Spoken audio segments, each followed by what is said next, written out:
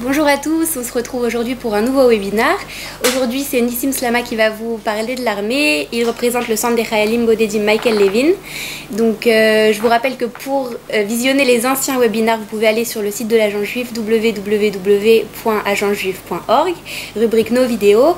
Le prochain webinaire sera dimanche prochain, donc le 15 juin, et le sujet traité sera Haïfa. Donc, je vous rappelle que ces webinaires sont possibles grâce à la collaboration entre l'agent juif et le Misrad Aklita. Et je vous laisse en compagnie de Nissim. Merci. Ok, bonjour tout le monde. Donc mon nom c'est Nissim et Nissim Slama. Je représente donc comme on vient de vous le dire le centre des Chayalim Bodedim au nom de Michael Levin. C'est une association qui s'occupe des Chayalim Bodedim. Donc je vais commencer par me présenter, ensuite je vais vous expliquer sur notre association et vous répondre à toutes les questions et sur l'armée.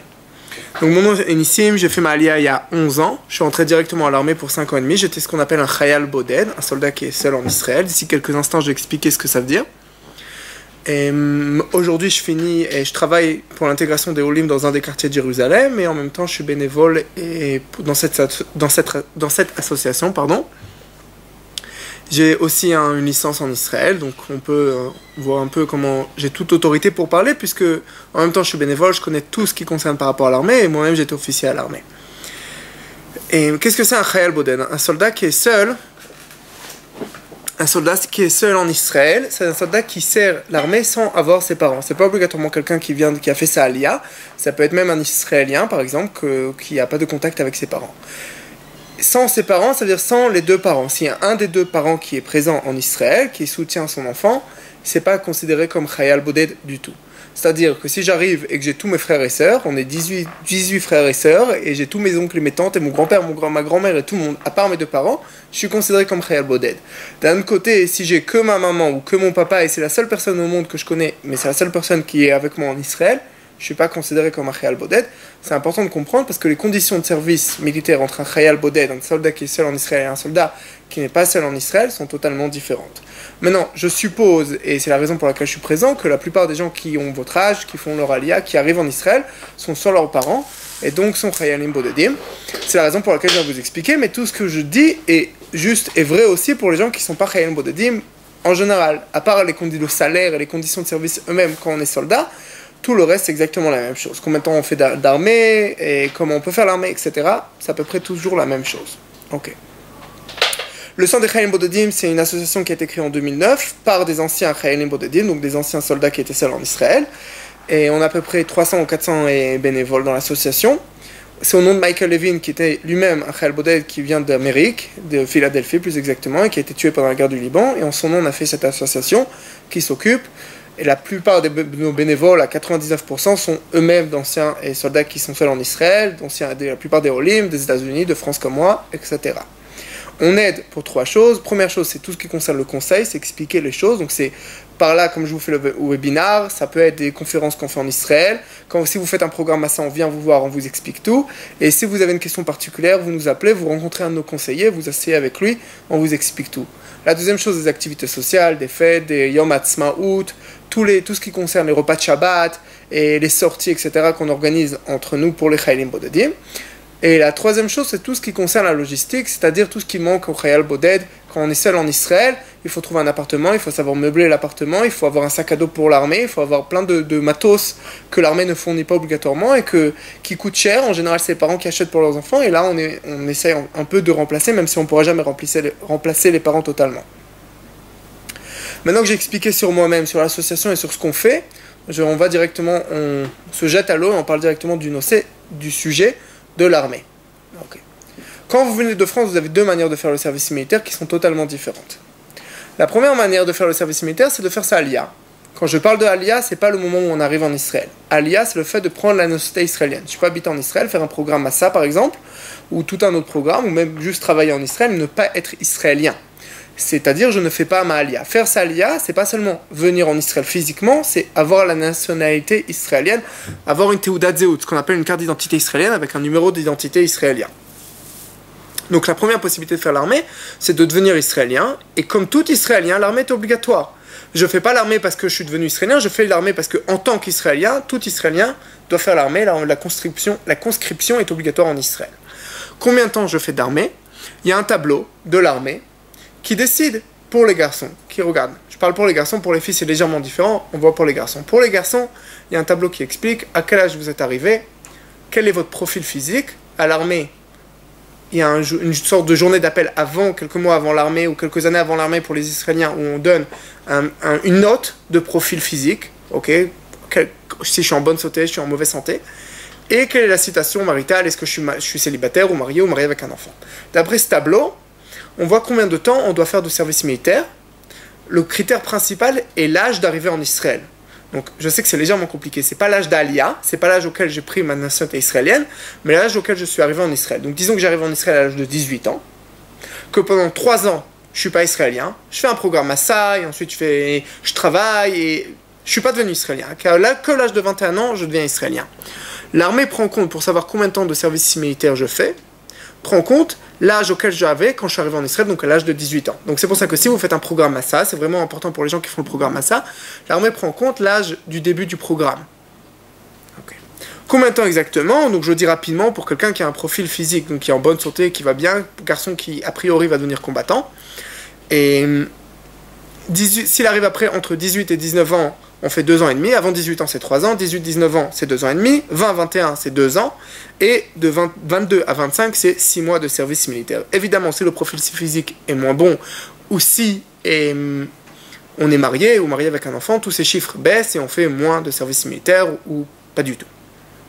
Là je parle d'un cas normal, pour le cas particulier, vous pouvez après nous poser des questions et on peut vérifier, vous dire exactement. Pour les filles c'est différent, une fille qui arrive avant l'âge de 20 ans, et doit faire 2 ans de service militaire, en sachant que certaines unités demandent qu'elle signe pour 3 ans, comme pour les garçons, les unités combattantes surtout demandent aux filles de signer pour 3 ans. Une fille qui arrive après l'âge de 20 ans ne doit pas faire de service militaire. La même chose, le statut marital joue aussi, si une fille est mariée, a des enfants avant l'âge de 20 ans, il y a aussi des exemptions. C'est quelque chose qu'il faut vérifier au cas par cas. Et dans tous les cas, une fille qui est religieuse peut demander une exemption de service militaire. Elle amène un papier de la rabbanout, du consistoire israélien, si vous voulez. Elle amène un papier à l'armée en disant qu'elle est religieuse et donc elle a une exemption de service militaire. À partir du moment où il a une exemption du service militaire, elle peut décider de faire un service civil qu'on appelle Shirut Leumi. On appelle ça service national, mais c'est pas service national militaire comme en France on dit service national, on parle d'un service civil. Dans un GAN, dans des écoles, dans des associations, etc. etc. Ça s'appelle Shirut Leumi. Okay, c'est un service civil que les filles religieuses qui sont exemptées d'armée peuvent choisir de faire. Elles peuvent aussi choisir de ne pas le faire. Donc ça, c'est par rapport à l'armée par l'Aliyah. Maintenant, qu'est-ce qu'on peut faire avant l'armée quand on fait sa Aliyah? J'ai fait ma Aliyah. Avant, on m'appelle pour faire l'armée. Je peux repousser la date d'incorporation à l'armée pour faire ou une préparation pour les études, donc une prépa, comme il y a une prépa à l'université hébraïque de Jérusalem ou une prépa à l'université de Tel Aviv, il y a des préparations pour les études, pour entrer dans les études académiques, comment on dit, les hautes études israéliennes. Et la deuxième chose que je peux faire, c'est repousser le service militaire pour faire une prépa pour l'armée. Donc c'est comme une sorte d'internat qu'on arrive, il y a toutes sortes de prépas, il y en a une cinquantaine, il y a que pour des Français, il y a des Français, des Israéliens mélangés, il y a de gens de tous les pays mélangés, il y a des religieux, des pas religieux, des garçons, filles mélangés, que des garçons, que des filles. Il y a plein de sortes de prépas, c'est des sortes d'internats qui font une préparation, en général ça dure une petite année, et de préparation à la vie militaire, où en même temps on s'entraîne et en même temps on étudie pour se préparer. Ça s'appelle aussi Mechina, donc c'est deux Mechinot. Mechina Académite, c'est la préparation pour les études, c'est comme une prépa, si vous voulez, comme les prépas en France, ok, Cannes, Hippocagne, etc. Et c'est pas construit de la même manière, c'est différent parce qu'on est en Israël, mais dans l'esprit c'est la même chose. La deuxième chose, c'est Mechina Kdam Tzvait, une préparation avant l'armée, c'est le genre de prépa où on peut repousser le service militaire pour le faire. Les Olim, et on parle que de Olim qui ont fait, donc les gens qui arrivent en Israël de France ou d'ailleurs, et qui ont leur bac qui n'est pas un bac israélien. Donc si vous avez fait votre bac en France, vous pouvez repousser le service militaire pour faire une licence. Il y a certaines conditions, on doit avoir des bonnes notes, on doit passer d'une année à l'autre, on doit réussir ces années, et on a une licence, et après la licence, on commence le service militaire. Il y a des avantages et des inconvénients. L'avantage principal, c'est que papa et maman, et en général, ils sont contents parce qu'on fait les études directement, et peut-être on se souvient un peu plus des maths du bac, malgré que ça ne change pas grand-chose. Inconvénient, c'est qu'on n'a pas le même âge que les autres étudiants, qu'on n'a pas les mêmes expériences que les autres étudiants qui ont passé leur service militaire. Qui ont passé... Attendez une seconde. Hop, hop, hop, hop. J'ai oublié de Et on n'a pas le même âge que les autres étudiants, on n'a pas les mêmes expériences, et on n'a pas le même hébreu que les autres étudiants, alors qu'après le salle d'armée, en général, on a un meilleur hébreu. Donc on peut faire avant ou après les études. Donc c'est les trois choses qu'on peut faire avant l'armée, les études, la préparation pour les études et la préparation pour l'armée, en sachant qu'on peut faire les études avant la préparation, on peut changer les choses. Dans tous les cas, le service militaire est obligatoire. Donc je peux le repousser, mais je dois quand même le faire. C'est pas comme si je suis exempté parce que je fais mes études. Non, je suis pas exempté. Je repousse le service militaire et d'après les années le nombre de temps que je dois faire, d'après l'âge auquel je suis arrivé en Israël. C'est simple. Et enfin, c'est pas simple, mais j'espère avoir bien expliqué. La deuxième manière de faire le service militaire, c'est sans devenir israélien, sans faire sa aliyah. C'est ce qu'on appelle machal. Machal, en hébreu, ça veut dire mitnadvim mechutz laaretz, les volontaires de l'étranger. Il faut être juif, quand je dis être juif d'après l'État d'Israël, donc avoir un des 4 grands-parents qui est juif pour pouvoir le faire. Et dans ce cas, on dit, comme être juif, c'est faire partie d'une nation, c'est comme un Français de l'étranger qui vient faire son service militaire en France. Et Machal, on ne devient pas israélien, on ne reçoit pas la nationalité israélienne. Le service militaire dure 1 an et demi seulement. On rentre beaucoup plus rapidement à l'armée. En général, pour les garçons, c'est directement, on va devenir combattant. Maintenant, il y a d'autres formes de Machal, comme il y a d'autres formes de service militaire. Par exemple, il y a Machal Esder, c'est les gens qui veulent faire la yeshiva, donc ils font 6 mois et demi de yeshiva, et ensuite 14 mois et demi de service militaire. De la même manière que le service normal, il y a d'autres formules à part faire le service de 3 ans ou de 2 ans et demi. Je ne rentre pas dans ça. S'il y a des gens qui ont des questions particulières sur le sujet, vous pourrez me poser après, vous pouvez nous appeler et se renseigner exactement. Maintenant, donc Machal, c'est 1 an et demi. Machal, comment on rentrait à Machal? On appelle le bureau de Machal, il y a un numéro de téléphone, on cherche sur internet, il y a en anglais aussi. On trouve le numéro de téléphone, c'est un bureau qui dépend du ministère de la Défense israélien. On les appelle, nous inscrit. Très rapidement, 3 mois après l'arrivée en Israël, on rentre dans l'armée. Maintenant, être à Machal, où il y a beaucoup de gens qui hésitent entre faire Machal, que c'est seulement 1 an et demi, ou faire sa aliyah et faire l'armée en tant qu'Israélien normal, où ça peut durer plus longtemps. Donc il y a beaucoup de gens qui hésitent. Donc je vais donner quels sont les avantages, quels sont les inconvénients de chaque chose. Machal. Avantage pour les gens pour lesquels c'est un avantage, c'est de faire 1 an et demi. Autre avantage, c'est qu'on rentre beaucoup plus rapidement à l'armée. Il y a beaucoup de gens qui n'ont pas de temps à attendre, qui arrivent en Israël, ils veulent rentrer tout de suite à l'armée, j'ai pas de temps à perdre. Donc après pratiquement 3 mois après être arrivé en Israël, je rentre à l'armée. Les inconvénients de Machal, par rapport à la Aliyah. Premier inconvénient, je peux moins choisir ce que je fais à l'armée. C'est surtout pour les filles qui ont beaucoup plus de choix que les garçons. Un garçon qui a un profil pour devenir combattant, pour ne pas qu'il soit combattant, il faut qu'il ait une bonne raison. Par exemple, qu'il est très bon en maths, ou très bon en informatique, ou qu'il parle l'arabe parfaitement. Pour les filles, elles ont plein de possibilités à l'armée. Donc quand elles rentrent en Machal, elles ont beaucoup moins de possibilités. Donc c'est un grand inconvénient. Pour les garçons, je ne peux pas choisir aussi mon unité. C'est-à-dire, si je faisais ma Aliyah, j'aurais pu choisir si je suis Golani, si je suis Nachal, toutes les unités combattantes de l'armée, ou même pas combattantes. Quand je fais Machal, j'ai moins de choix. Le deuxième inconvénient, c'est que je reçois moins d'argent. Pourquoi je reçois moins d'argent? Parce que je reçois l'argent de l'armée en tant que Chayal Boded. L'armée ne connaît pas Olé Khadash, l'armée connaît Chayal Boded. L'armée voit un soldat qui est seul en Israël, qui n'a pas le soutien de ses parents, qu'il soit israélien, qu'il ne soit pas israélien, qu'il soit Olé ou qu'il soit né et qu'il ait grandi en Israël, donne une certaine somme par mois, des permissions pour sortir de l'armée plus que les autres, etc. Quelqu'un qui fait Machal reçoit exactement les mêmes conditions à l'armée que quelqu'un qui fait Salia. Par contre, les autres ministères, donc c'est le ministère de l'intégration et le ministère du logement israélien, donnent de l'argent aux Chayalim Bodedim qui sont en même temps Olim Khadashim. Elles ne donnent pas aux gens de Machal puisqu'ils ne sont pas israéliens. Donc elle n'a aucune raison de leur donner. Le ministère de l'intégration aide les Olim, n'aide pas les touristes. Donc c'est pour la raison pour laquelle on perd à peu près 700 shekels par mois, ce qui est une somme assez importante quand on fait son service militaire. C'est 700 shekels en moins, à peu près 700-800 shekels en moins qu'on reçoit quand on fait Machal, qu'on aurait reçu si on avait fait sa Aliyah. Donc c'est des sommes assez importantes. Troisième point qui est important, la règle israélienne. Je parle de la règle, je ne parle pas de ce qui se passe sur le terrain, des fois on le fait, des fois on ne le fait pas. La règle israélienne, la règle de l'armée dit simplement, quelqu'un qui fait Machal, qui finit son service militaire de 1 an et demi, le lendemain il devient israélien, le surlendemain on le rappelle à l'armée pour compléter le temps de service qu'il devait faire d'après la date auquel il arrivait en Israël. Donc disons que j'arrive à l'âge de 18 ans, que je dois faire 2 ans et demi de service militaire, que je rentre en Machal, que je fais 1 an et demi de service militaire, que je finis, que je deviens israélien le lendemain, l'armée me rappelle pour compléter l'année qui me manque. puisque je devais faire 2 ans et demi, d'après l'âge auquel je suis arrivé en Israël. Donc c'est important à le savoir. Il y a des gens, ils sortent d'Israël, ils partent 3 mois en France, ils reviennent, etc. Moi, j'explique la règle, comment elle marche. L'armée demande à se compléter le temps de service militaire. Ok.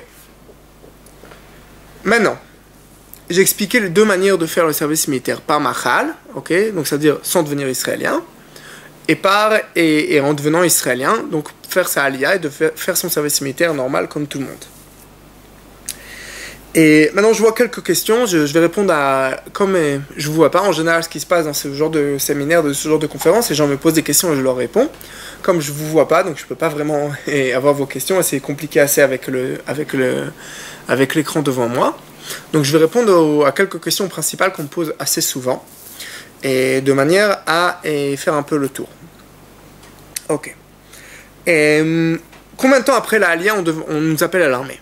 L'armée donne 1 an entre le moment où j'ai fait ma alia et le moment où je rentre à l'armée. Donc c'est à dire qu'en général on nous appelle après 6 mois au Tsav Rishon. Tsav Rishon, ça veut dire en hébreu le premier ordre, c'est-à-dire une sorte de journée d'appel. On nous appelle à l'armée, on nous construit un dossier, on nous fait des tests de l'hébreu, du niveau d'hébreu, le profil physique, ok, quel est mon état de santé, d'où je viens, qui je suis, etc. On construit un dossier suivant lequel l'armée pourra décider où me mettre après à l'armée. Donc en général, c'est 6 mois après être faire sa alia qu'on nous appelle, et 1 an après, on rentre vraiment à l'armée. Maintenant, on peut raccourcir tous ces temps-là en faisant des demandes. Il faut simplement faire une demande à l'armée en expliquant pourquoi je veux raccourcir, que j'ai déjà fait un programme à ça avant, et que je suis déjà intégré en Israël, et que j'ai pas besoin. Et l'armée décide si oui ou non je raccourcis le temps entre le moment où j'arrive en Israël, où j'ai fait ma alia, et le moment où je rentre à l'armée. Par exemple, personnellement, moi je suis rentré 3 mois et 1 semaine après avoir fait ma alia à l'armée. Mais pourquoi? Parce que j'ai fait une lettre, que j'ai expliqué, que j'ai donné plein de raisons pour lesquelles je rentre plus rapidement. Des fois ça marche, des fois ça marche pas. Et par rapport à la religion, on me pose aussi une question par rapport à la religion et à l'armée. Je ne sais pas s'il y en a d'entre vous qui étaient au ZI, moi j'y étais, il y a le minimum commun. C'est exactement la même chose, ça marche exactement la même chose à l'armée. Et l'armée marche de telle sorte que tout le monde puisse y vivre, et les religieux et les gens qui ne sont pas. Donc ça veut dire que quelqu'un qui doit faire cette filote, ses prières tous les matins et tout l'après-midi, il aura le temps pour faire ses prières, il aura le temps pour mettre des tfilim, le Shabbat, tout ce qui n'est pas opérationnel, qui n'est pas obligatoire par rapport aux opérations de l'armée, et il n'y a pas d'entraînement, et on est libre. On est libre le Shabbat, même qu'on est à l'armée, on ne fait que ce qui est obligatoire au niveau des opérations de l'armée. Et pour les filles, on peut très bien avoir une jupe à l'armée, on peut très bien être en jupe à l'armée, et le problème c'est juste pour les filles qui deviennent combattantes, qu'elles ne peuvent pas être en jupe, parce qu'on ne peut pas être combattante en jupe, on ne peut pas courir. Et sinon on peut vraiment être religieux à l'armée, il n'y a aucun problème par rapport à ça.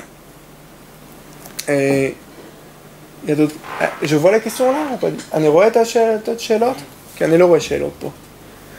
Et ok, je viens de demander si je vois vos questions parce que j'en vois aucune pour l'instant.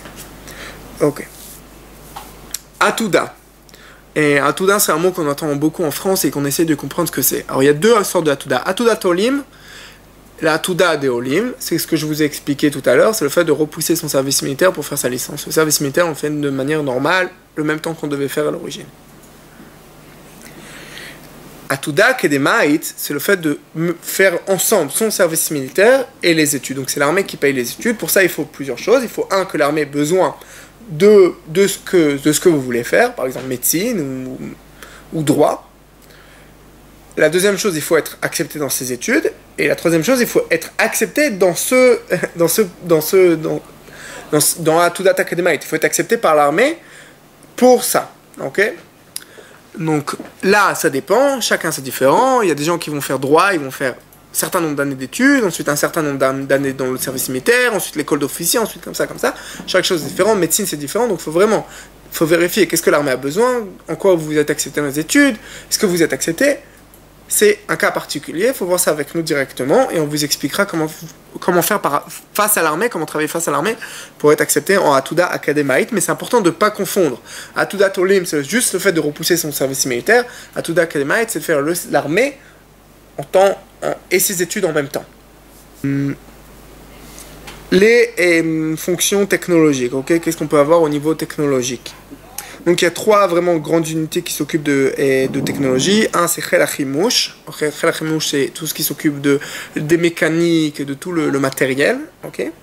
Et il y a dans l'unité qui s'occupe, donc dans l'unité qui s'occupe de communication aussi, il y a tout ce qui concerne les communications à l'armée. Et il y a aussi dans les renseignements et tout ce qui concerne les ordinateurs, les renseignements, etc. Pour ça, il faut être vraiment bon pour entrer. Il faut vraiment connaître et s'y connaître pour pouvoir entrer à l'armée dans ce genre de choses. Ok. Est-ce que je vois d'autres questions? Une seconde. Une seconde, je lis les questions. Ok. Je fais 26 ans dans quelques jours et mon année, normalement, puis-je espérer mon service militaire? Ok. À l'âge de 26 ans, on n'a pas de service. Ah, ok. Et à l'âge de 26 ans, on est exempté de service militaire. Et on nous enregistre et que l'armée nous connaisse. Et d'un autre côté, on peut le faire de manière volontaire. Donc il y a deux manières, où on fait machal, c'est ce que j'ai expliqué plus tôt, tu fais 1 an et demi sans devenir israélien. La deuxième possibilité, c'est de faire une demande à l'armée après ta aliyah, de faire un service militaire malgré le fait que tu n'es pas obligé. Et là, l'armée peut accepter ou ne pas accepter. En général, ce genre de demande, c'est un minimum pour 2 ans pour devenir combattant. Mais encore une fois, c'est chaque cas particulier, il faut faire une demande spéciale à l'armée, ils peuvent t'accepter même si tu as dépassé l'âge. Ok, et donc ça c'est la troisième...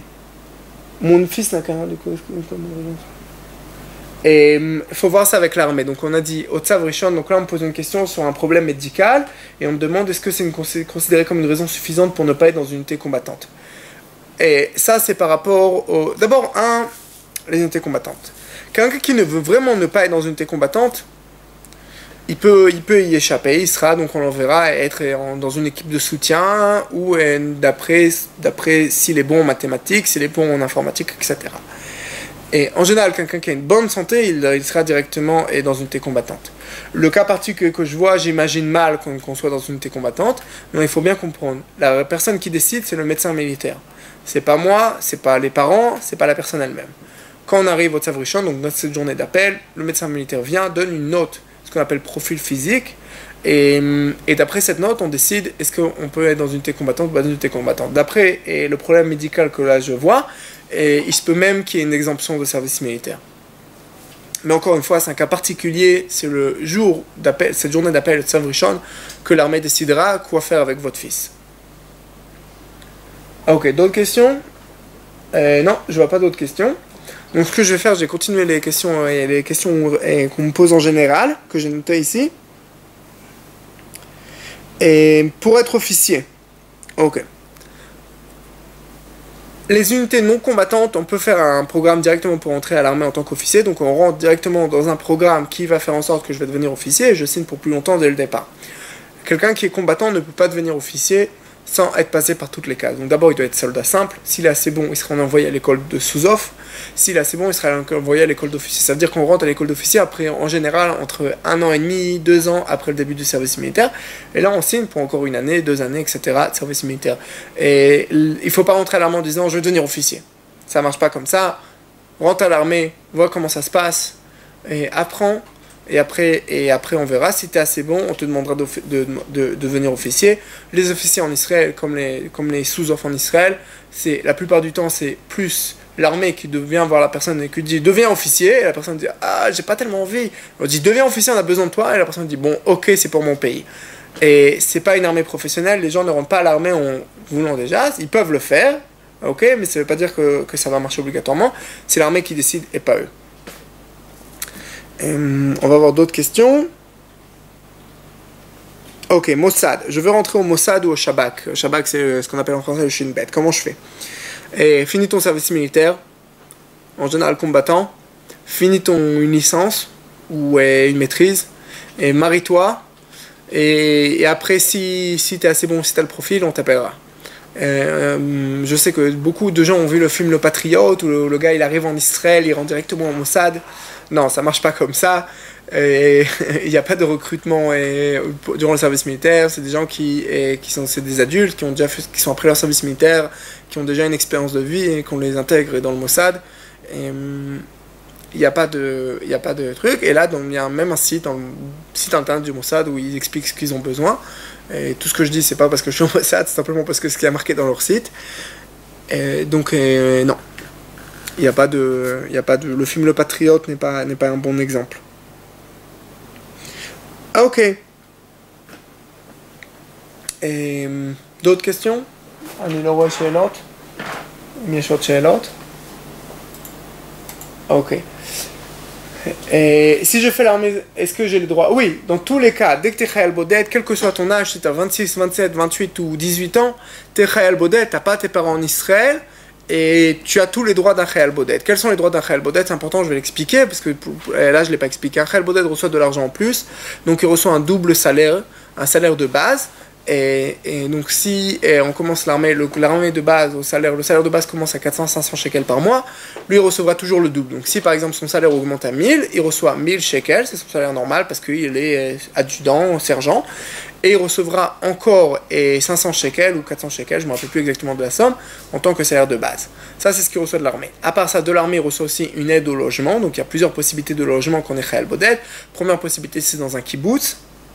Donc il y a des avantages et des inconvénients au kibbutz, il y a des gens pour lesquels ils adorent le kibbutz, et c'est génial pour eux, et il y a la piscine souvent, ils ont leur propre appart, ils ont des copains, etc. Et il y a des gens pour lesquels c'est loin, et pour y arriver au kibbutz depuis l'armée, des fois c'est loin, si je connais pas les gens là-bas, je me retrouve un peu tout seul, et encore une fois je mange dans un réfectoire, que j'ai mangé au réfectoire toute la semaine à l'armée, et encore une fois j'ai pas ma propre machine à laver, je dois amener ça dans une machine à laver centrale de tout le kibbutz, et je me retrouve, j'ai l'impression de me retourner à l'armée. Donc encore une fois ça dépend des personnes. Et la deuxième possibilité c'est un appartement de Aguda Leman Khayal, c'est une association qui s'occupe du bien-être de tous les soldats, pas seulement des Khayal Bodedim, et qui ont des appartements. Il y a une liste d'attente pour ces appartements, c'est des très beaux appartements, en général qui sont situés, et pas au centre-ville, mais dans les grandes villes, un peu à l'extérieur. Et avantage, c'est des super appartements, il y a le wifi, il n'y a pas à payer de loyer, et on vous change même le papier toilette. Inconvénient, je peux pas rentrer d'amis, je peux pas amener d'amis pour qu'ils dorment dans mon appartement, je peux pas rentrer d'alcool, je dois choisir entre un appartement qui est religieux, donc totalement religieux, et un appartement qui n'est pas du tout religieux, je peux pas dire moi je mange kasher mais je fais pas Shabbat ou le contraire. Et ça c'est une possibilité. La troisième possibilité, c'est ce qu'on appelle Bet Achayal, c'est des sortes d'auberges de jeunesse pour les militaires. C'est déconseillé, c'est vraiment une solution entre deux, c'est vraiment habiter dans une auberge de jeunesse. C'est vraiment entre deux appartements, si j'ai quelques semaines où je ne sais pas où me retrouver, donc c'est la solution. Et la dernière solution, et celle qui est prise en général, qui est plébiscitée par la majorité des Khayal Bodedim, c'est d'avoir son propre appartement. Il y a aussi des avantages et des inconvénients. Il faut savoir signer un contrat de location, il faut savoir trouver ses meubles, il faut savoir se débrouiller face aux charges locales, face à payer l'eau, l'électricité, etc.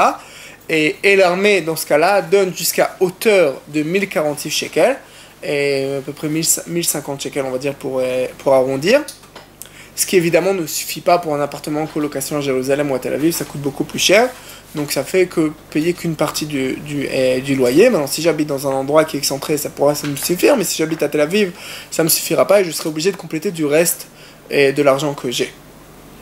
Donc ça c'est par rapport au logement. À part ça, l'armée donne de l'argent sur votre regard, donc sur votre carte militaire. Vous pouvez aller faire vos courses une fois par mois, il y a 150 shekels une fois par mois. Et quand je dis une fois par mois vous avez 150 shekels. C'est-à-dire que c'est pas cumulable d'un mois à l'autre, on peut pas acheter ni cigarettes ni alcool. Tout simplement, j'arrive au supermarché avec ma carte. Au lieu de payer avec de l'argent, je donne ma carte de militaire et j'ai le droit jusqu'à hauteur de 150 shekels. Et ça, c'est par rapport à l'argent et au logement. À part ça, il y a des permissions en plus, c'est-à-dire qu'on peut sortir de l'armée une fois par mois. Je peux sortir pour faire tous les papiers administratifs pour m'occuper, parce que Shabbat c'est fermé, le samedi c'est fermé, la mairie pour payer les charges locales, et je peux pas, pour payer l'électricité et l'eau c'est fermé le samedi. Donc on me donne une journée, une fois par mois pour sortir, pour faire tout ce qu'on appelle en hébreu sidurim, c'est-à-dire tous les courses, les choses qu'on doit faire. Et quand ma famille est en Israël, je peux sortir, et je peux sortir une fois. Tout ce que je vous donne, c'est des règles générales, ok? Mais je peux sortir une fois par an pendant un mois en France pour aller voir mes parents, ma famille. Maintenant, contrairement à l'argent, que l'argent je reçois jusqu'au shekel, jusqu'à la goura près, c'est-à-dire jusqu'au centime près, je reçois l'argent. Et tout ce qui concerne les permissions, ça dépend de mon chef à l'armée. Il y a les règles de base, et après, il peut me donner plus, il peut me donner un peu moins. Ça dépend vraiment du chef à l'armée. Ok, donc un soldat qui est Khayal Boded, qui n'a pas ses parents en Israël, dans tous les cas, il a tous les droits d'un Khayal Boded, ça ne change absolument pas et si il est quel âge il a. Maintenant, s'il est en même temps au Khadash, en plus de recevoir cet argent, tout ce que je vous ai expliqué, il reçoit encore un double salaire de base du ministère de l'intégration, c'est-à-dire encore 400-500 shekels du ministère de l'intégration, et encore de l'argent du ministère des logements qui dépend du temps, depuis combien de temps il est en Israël, du nombre d'années qu'il est en Israël. C'est entre 200 et 400 shekels, ça dépend, donc on va dire 200 shekels, ok, ça peut arriver jusqu'à 400 shekels, donc c'est à peu près 700-800 shekels en plus d'argent qu'il recevra des ministères, que quelqu'un qui fait machal ne reçoit pas. Ok. Et là, quelqu'un me dit merci, de rien. Si vous avez d'autres questions, là je suis en ligne, donc vous pouvez les noter. Quoi expliquer d'autre? Et voilà, je pense avoir à peu près fait le tour. Nous, on est présent pour vous. Le centre des Chayalim Bodedim au nom de Michael Levin. Notre site, c'est lonesoldiercenter.com, ok? L-O-N-E-C-E-N-T-E-R.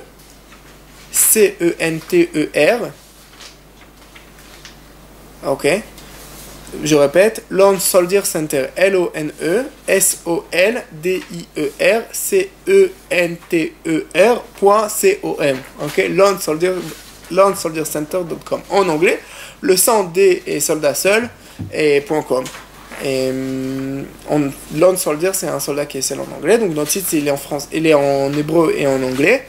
Et vous pouvez retrouver les informations. Quand vous allez sur notre page, même si c'est en anglais, vous pouvez aller en bas, il y a nos coordonnées à Jérusalem et à Tel Aviv. On est sur tout le pays, on a une branche à Haïfa, une branche à Tel Aviv, une branche à Jérusalem et une branche à Beersheva. On est vraiment en aide les Chayalim Bodedim, les soldats qui sont seuls dans tout le pays. On est là vraiment pour vous aider et il n'y a pas de problème, vous pouvez nous poser des questions. Et toute question que vous avez, on est à votre disposition. On est vraiment là pour ça. Et voilà, je pense avoir un peu fait le tour. Et je vois pas d'autres questions qu'on me pose. Donc j'espère avoir expliqué le maximum et je vous remercie.